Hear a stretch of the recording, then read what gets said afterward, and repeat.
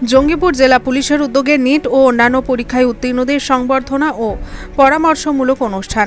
আজ জঙ্গিপুর জেলা পুলিশের উদ্যোগে এক বিশেষ সংবর্ধনা ও পরামর্শমূলক অনুষ্ঠানের আয়োজন করা হয়।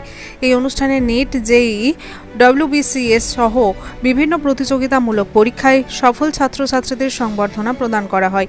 অনুষ্ঠানটি অনুষ্ঠিত হয় জঙ্গিপুর রবীন্দ্র সদনে।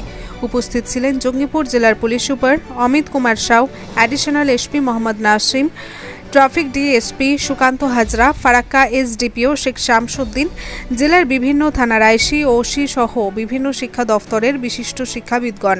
অনুষ্ঠানে শিক্ষাবিদরা সফল ছাত্রছাত্রীদের উদ্দেশ্যে ভবিষ্যতের প্রস্তুতি, ক্যারিয়ার প্ল্যানিং এবং সরকারি চাকরির বিভিন্ন দিক নিয়ে দিক নির্দেশনা ও গাইডলাইন প্রদান করেন। নিট, ডব্লিউবিসিএস, জেইই এবং অন্যান্য সরকারি চাকরির পরীক্ষার প্রস্তুতি সংক্রান্ত গুরুত্বপূর্ণ আলোচনা হয় এই অনুষ্ঠানে। এসপি অমিত কুমার সাউ তার বক্তব্যে বলেন, এই ছাত্রছাত্রীরা আমাদের জেলার গর্ব। আমরা চাই তারা ভবিষ্যতে আরও উচ্চ শিখরে পৌঁছাক। জেলা পুলিশের পক্ষ থেকে তাদের সর্বদা সহায়তা করা হচ্ছে। তিনি আরও বলেন, এই বছর জঙ্গিপুর জেলা থেকে 50 জনেরও বেশি ছাত্রছাত্রী নেট পরীক্ষায় সফল হয়েছে, যা জেলাবাসীর কাছে এক গর্বের বিষয়। অনুষ্ঠান শেষে সফল ছাত্রছাত্রীদের হাতে স্মারক ও ফুল দিয়ে সংবর্ধিত করা হয়। পুলিশের পক্ষ থেকে সকলকে উজ্জ্বল ভবিষ্যতের জন্য শুভেচ্ছা অভিনন্দন জানানো হয়। ছাত্রছাত্রীরা পরিশেষে এমন অনুপ্রেরণামূলক অনুষ্ঠানকে তারা জঙ্গিপুর পুলিশকে সাধুবাদ জানান। আমি জঙ্গিপুর পুলিশ জেলা থেকে আমি আগে থেকে একটা প্রকল্প নিয়েছিলাম কি যত নিট কোয়ালিফাইড এখানে পড়েছে বা 10th আর 12th-এ ভালো নম্বর যারা নিয়ে এসছে ওদের একটা ক্যারিয়ার কাউন্সিলিং করাবো।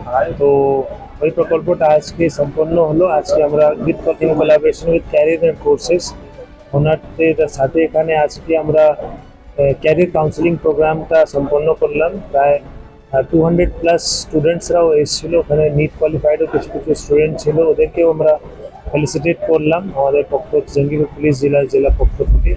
আর নেক্সট 10th আর 12th-এর পরে কী ক্যারিয়ার্স হতে পারে, দেয়ার আর different variety of paths.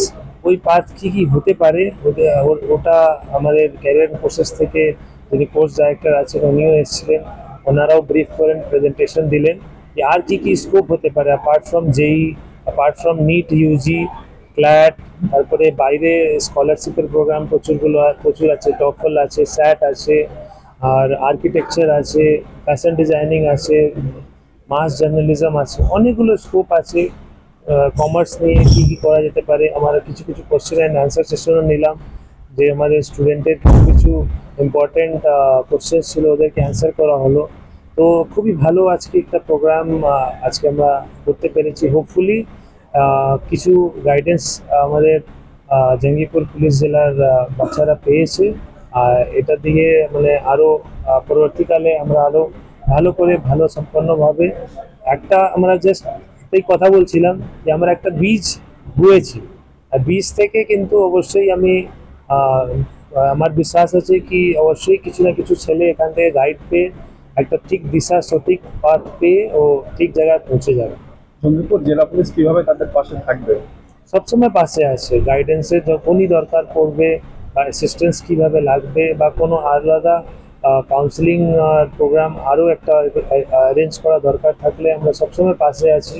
Assistance লাগলে সবসময় আমরা পাশে থাকবো আর আছি।